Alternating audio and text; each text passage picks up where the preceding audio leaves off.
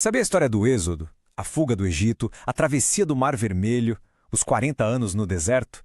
É, sem dúvida, uma das histórias mais épicas e conhecidas de todos os tempos. Só que por trás dessa narrativa grandiosa que a gente já ouviu tantas vezes, existe um mistério textual que é simplesmente fascinante. Ok, vamos mergulhar nisso. A análise que vamos explorar hoje parte exatamente dessa ideia, a de que o texto do Êxodo, do jeito que a gente conhece, talvez não seja uma história única, mas sim uma espécie de colagem de narrativas bem mais antigas.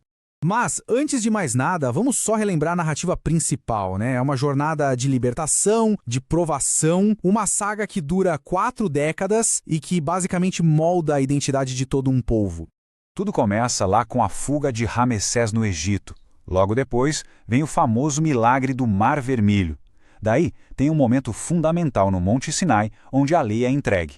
Isso tudo seguido por 40 anos de peregrinação no deserto, a travessia do Rio Jordão e, finalmente, a tão sonhada chegada à Terra Prometida. É uma sequência de eventos realmente icônica. Acontece que, quando se tenta traçar essa jornada num mapa do mundo real, as coisas começam a ficar complicadas. A fonte que a gente está analisando aqui aponta para um verdadeiro quebra-cabeça arqueológico. E essa é a afirmação central da fonte sobre a arqueologia do Êxodo. A falta de evidências físicas, ou mesmo de um consenso sobre onde ficavam esses lugares, levanta várias questões sobre como a gente deve abordar o texto. Vamos ver na prática como isso funciona. Para lugares cruciais como Pi-Hahirote, a nota da fonte é desconhecido. E o Monte Sinai? A localização tradicional só foi estabelecida séculos depois, lá por 330 d.C.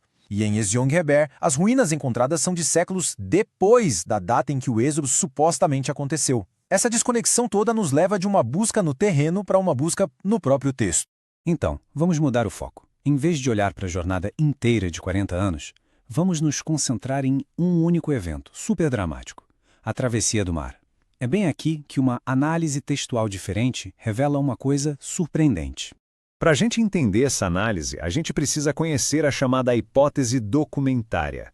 De acordo com a fonte, essa é a teoria de que os primeiros 5 livros da Bíblia são, na verdade, uma compilação, uma junção de pelo menos 3 fontes de texto diferentes e mais antigas, que foram, digamos, costuradas por um editor bem mais tarde.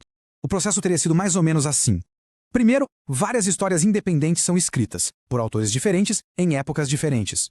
Depois, essas histórias circulam por séculos. E, por fim, um editor posterior pega tudo isso e tece uma narrativa única, criando o que a fonte chama de colagem ou tapeçaria bíblica. Agora, vamos ver isso na prática. A gente vai aplicar essa hipótese a um único capítulo, Êxodo 14, para tentar separar os diferentes fios que compõem a história da travessia do mar. A teoria identifica 3 fontes principais nesse capítulo. A fonte J, ou javista, que viria de um autor não sacerdotal. A fonte E, ou eloísta, de um membro de um grupo sacerdotal. E a fonte P, sacerdotal, que é mais tardia e teria sido escrita por um sacerdote da linhagem de Arão. Quando a gente lê o capítulo 14, a história parece fluir de forma contínua, certo?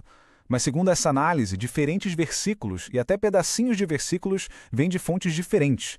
A gente vê Moisés erguendo o cajado, um trecho que seria da fonte P, e logo depois um vento oriental forte soprando, que viria da fonte J. Em seguida, as rodas das carruagens quebram, da fonte E, e as águas formando uma muralha de novo da fonte P. É tudo misturado. Então aqui está o ponto crucial. Se a gente isolar só os versículos da fonte P, o que acontece? Uma história completa aparece. Nela, Deus endurece o coração do faraó. Moisés levanta o cajado e divide o mar. As águas formam uma muralha de cada lado. Os israelitas atravessam em terra seca e então Moisés estende a mão de novo, fazendo as muralhas de água desabarem sobre os egípcios. É um milagre direto, espetacular. Agora, vamos fazer o mesmo com a fonte J.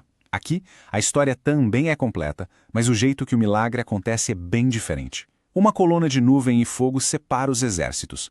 O Senhor afasta o mar com um vento leste muito forte, que sopra a noite inteira e transforma o leito em terra seca, mas, olha só, sem menção nenhuma a muralhas. O pânico atinge os egípcios e quando amanhece o mar volta ao normal, afogando todo mundo. E a fonte E? Bom, apesar de mais fragmentada no texto final, ela também conta uma mini-história com elementos que são só dela. O anjo de Deus se move para proteger os israelitas. Os egípcios os perseguem. Mas aí Deus emperra as rodas das carruagens, um problema quase mecânico que faz eles dizerem vamos fugir de Israel. E é isso que é realmente interessante nessa análise. Quando a gente destece esses fios, eles não são só pedaços aleatórios. Cada um deles forma sua própria narrativa coerente e independente. Basicamente, são 3 versões do mesmo evento milagroso. Agora, vamos dar um passo para trás e pensar no quadro geral. Se essa teoria estiver certa, ela muda bastante a nossa percepção de como um texto tão antigo e importante foi composto. A fonte usa essa metáfora muito boa da tapeçaria. A ideia não é que a história foi criada do zero, mas sim que foi uma tecelagem muito habilidosa de tradições e histórias que já existiam, preservando diferentes perspectivas dentro de uma única narrativa unificada. E isso oferece uma possível resposta para um quebra-cabeça bem antigo. A fonte argumenta que muitas das contradições e repetições que a gente encontra no texto não seriam erros, mas sim o resultado dessa junção de diferentes fontes, cada uma com seus próprios detalhes e sua própria teologia. E assim a gente termina com uma pergunta para reflexão. Saber que uma história pode ser uma colagem de outras histórias diminui o seu poder? Ou, na verdade, a enriquece, mostrando um diálogo de tradições que ficou congelado no tempo? A forma como uma história é contada afeta o que ela significa? A resposta talvez esteja em como cada um escolhe ler.